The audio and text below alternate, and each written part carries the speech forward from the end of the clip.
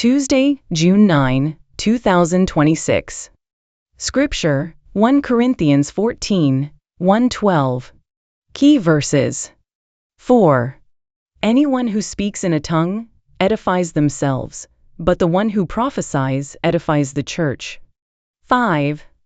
I would like every one of you to speak in tongues, but I would rather have you prophesy. The one who prophesies is greater than the one who speaks in tongues, unless someone interprets, so that the church may be edified. 6. Now, brothers and sisters, if I come to you and speak in tongues, what good will I be to you, unless I bring you some revelation, or knowledge, or prophecy, or word of instruction? Meditation. Today's passage teaches that the gift of prophecy is greater than the gift of tongues because it builds up the church. Tongues may be a spiritual gift, but by themselves they do not necessarily benefit the community.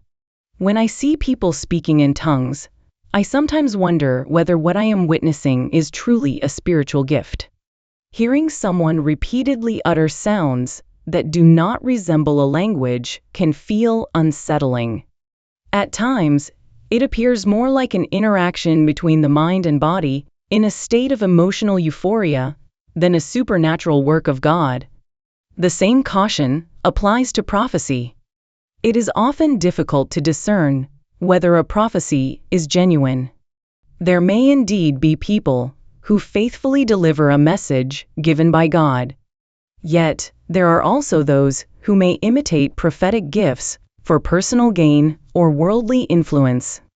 Over the years, I have seen many lives damaged by an unhealthy obsession with prophecies, miracles, and supernatural experiences. Such pursuits can easily lead people toward cults, superstition, spiritual manipulation, and even practices that resemble shamanism rather than biblical faith.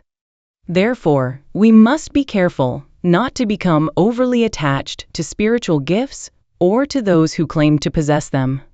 Tongues and prophecy may be gifts given by God, but spiritual gifts are never the goal of the Christian life.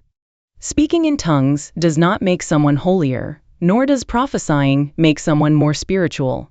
Paul places every spiritual gift under the authority of love. When we become more interested in gifts than in God, more fascinated by supernatural experiences than by Scripture, and more devoted to gifted individuals than to Christ Himself, our faith can easily become distorted. I do not want to pursue miracles, I want to pursue the God who performs miracles. Fruit is more important than gifts.